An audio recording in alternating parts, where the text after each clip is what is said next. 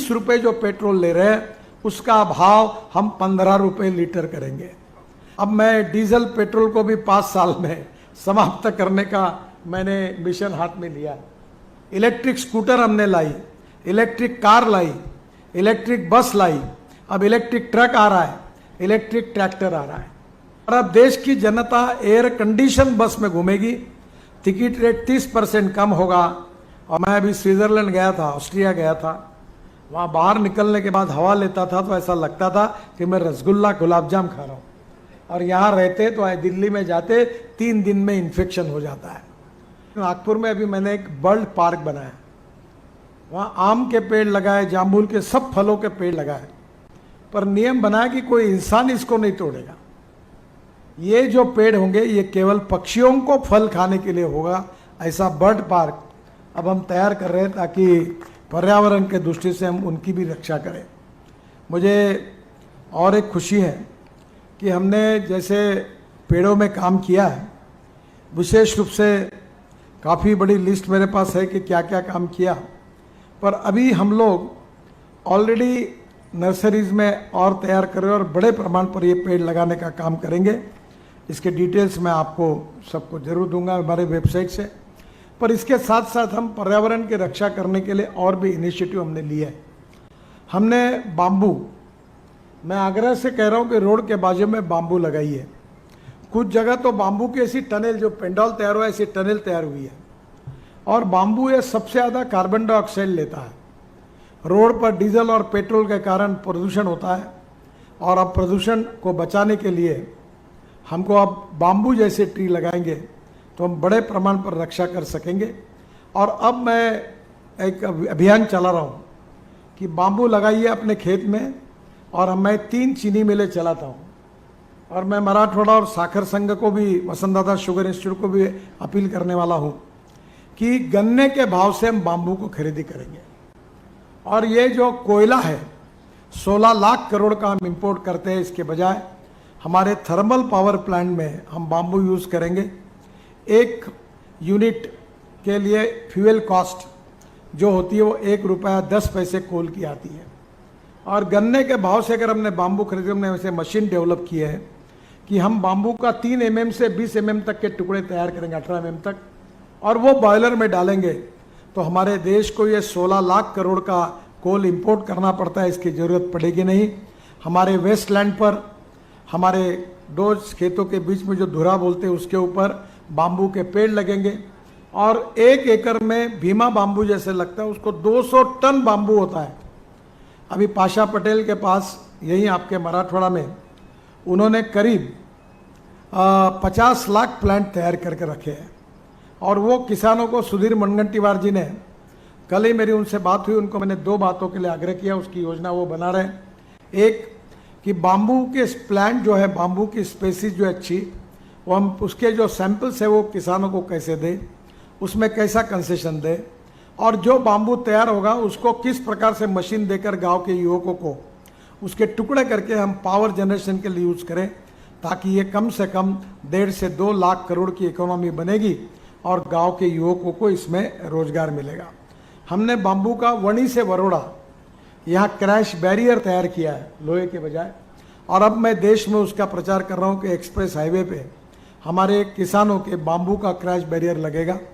जो waste land है उसके ऊपर हम बाम्बू की, पर यहाँ हमारे एडिशनल कलेक्टर साहब बैठे हैं, फॉरेस्ट के अधिकारी बैठे हैं, मैं उनसे अनुरोध करूँगा झुड़पी जंगल, वन जमीन जहाँ एक भी पेड़ नहीं है, वहाँ बरसात में अगर बाम्बू के पेड़ लगाएंगे, और वहाँ बाम्बू अब ग्रास है, और ग्रास काटने के लिए अब शासन की परमिशन नहीं लगती। इसके लिए सरकार ने वो जो बाम्बू को प्लांट करके कहा जाता था वो निकल गया है, और इसलिए ये बाम्बू की इकोनॉमी हमारे देश में विकसित करने का हम प्रयास कर रहे हैं। हमने बिटुमेन में 7% प्लास्टिक डालने की बात की है, ताकि हम पर्यावरण की रक्षा करें। जो वेस्ट टायर है उनकी रबर की पाउडर निकालकर 15% बिटुमेन में डाल रहे हैं। हम करीब डांबर इंपोर्ट करते हैं, करीब 30 लाख टन। अब उसके बजाय रबर पाउडर डाल के उसका उपयोग करेंगे। डांबर भी सस्ता होगा, 50 रुपये किलो डांबर है, 30 रुपये किलो रबर की पाउडर है, तो निश्चित रूप से 20 रुपये की बचत होगी और रास्ते की क्वालिटी भी सुधरेगी। इसके साथ साथ हमने 1000 से ज़्यादा अमृत सरोवर बनाए। दौड़ने वाले पानी को चलने के लिए लगाओ, चलने वाले पानी को रुकने के लिए लगाओ, रुके हुए पानी को ज़मीन को पीने के लिए लगाओ। गांव का पानी गांव में, खेत का पानी खेत में, घर का पानी घर में, अब रोड का पानी भी रोड में। यही हमने जल संवर्धन की कोशिश की है। आपको पता होगा कि बुल्ढाना जिले में वाशिम, अकोला बहुत काम हुआ। पंजाबराव कृषि विद्यापीठ में मैंने हमारे NHI ने 36 तालाब बना के दिए। वेटरनरी यूनिवर्सिटी में 8 तालाब बना के दिए। पंजाबराव कृषि विद्यापीठ में केवल 250 एकड़ में इरिगेशन था, अब 3500 एकड़ इरिगेशन हो गया। इतना ही नहीं तो अनेक जगह पर नदी नालों का खोलीकरण करके हमने जल संवर्धन का काम किया है। मुझे और एक अच्छी बात आपको बताना है कि जो कचरा है, हमने दिल्ली में जो रिंग रोड बना रहे हैं उसमें 25 लाख टन दिल्ली का कचरा हमने रोड में डाल दिया और दिल्ली को कचरा मुक्त करने का काम कर रहे हैं। हमने अहमदाबाद डोलेरो रास्ते में अहमदाबाद का 30 लाख टन कचरा रोड के अंदर डाल दिया ताकि हमारे पर्यावरण की रक्षा हो। मुझे एक तरफ जल संवर्धन का काम हो, एक पेड़ लगाने का काम हो, ट्रांसप्लांटेशन का काम हो, बाम्बू का उपयोग हो, प्लास्टिक का वेस्ट टायर का उपयोग हो, ये सब करते समय हमारा प्रयास है फ्लैश हो जो हम रोड में डाल रहे हैं। इन सब के पीछे हमारे देश के पर्यावरण की रक्षा ये भावना है और ये काम केवल कोई हम लोग मिलकर नहीं कर सकते। हम जरूर कोशिश कर रहे हैं। NHI के तरफ से हमने E-Tech किया है, 3.5 करोड़ पेड़ लगाए, 61,000 पेड़ ट्रांसप्लांट किए, पर जनता का इसमें सहयोग चाहिए। अब मैं डीजल पेट्रोल को भी 5 साल में समाप्त करने का मैंने मिशन हाथ में लिया। इलेक्ट्रिक स्कूटर हमने लाई, इलेक्ट्रिक कार लाई, इलेक्ट्रिक बस लाई, अब इलेक्ट्रिक ट्रक आ रहा है, इलेक्ट्रिक ट्रैक्टर आ रहा है। जो राइस स्ट्रॉ है परली, cotton straw, rice straw, bagasse, इससे अभी बिटुमेन बनाने का हमने एक प्रोजेक्ट फाइनली लाया है जो CSIR और सेंट्रल रिसर्च रोड ऑर्गेनाइजेशन ने अप्रूव किया है कि जो परली जलाते हैं इससे बिटुमेन तैयार होगा और किसान अब अन्नदाता से ऊर्जादाता बना है, अब बिटुमेन दाता बनेगा और वो बिटुमेन हम खरीदी करेंगे रोड के लिए और किसानों को गांव में रोजगार मिलेगा, लाखों किसानों को। तो मेरा आपसे यही अनुरोध है कि अब हमने परली, पराठी, तुराठी से CNG बनाने के प्रोजेक्ट लाए। 135 प्रोजेक्ट देश में काम शुरू हो रहा है, 26 प्रोजेक्ट शुरू हुए, मैं खुद डाल रहा हूँ। हमने इथेनॉल लाया, शुगर फैक्ट्री, आप गन्ना लगा रहे, आज किसानों की इसलिए हालत ठीक है कि इथेनॉल आया। अब इथेनॉल से हमने बजाज, TVS और हीरो तीनों की स्कूटर और ऑटो रिक्शा 100% इथेनॉल पर आई है। और अब अगस्त महीने में टोयोटो कंपनी की इनोवा गाड़ी और उसकी गाड़ियां मैं लॉन्च कर रहा हूं और वो 100% फ्लेक्स इंजन में है जो 100% इथेनॉल पर चलेगी।